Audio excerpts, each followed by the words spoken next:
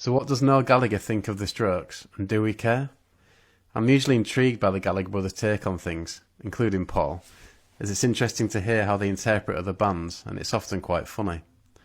Previously, all I knew about Noel's take on the Strokes is that he was very disappointed with Room on Fire and thought it was rubbish. Something I couldn't disagree more with. However, it turns out he was a major fan at one point. Here he's talking about them in 2001. Strokes. You've been through all that hype yourself. They're saying. Yes. Well, I went. You know, I got the record, the first EP, and then as luck would have it, when we were out in America, they were playing at a nightclub about 4 hours drive away from my place. So we got in the van and went to see them. And there's only about 50 people there because no one has ever heard of them in the States yet. So, and I thought that night it was the most exciting thing I'd seen since the Stone Roses. Really? And I think that they're the most important band right now, the most important band in the world for what they may inspire other people to do. A pretty strong and accurate review there of an early Strokes and the impact they're about to have. Here he is again in an interview 20 years later, reaffirming his admiration for the early Strokes. Thank you, the Black Keys, and I'm now delighted to welcome back into the studio our top picker this week, Noel Gallagher. Welcome to the show, Noel. It's marvellous to have you here. Thank you for making some excellent choices that we'll be discussing.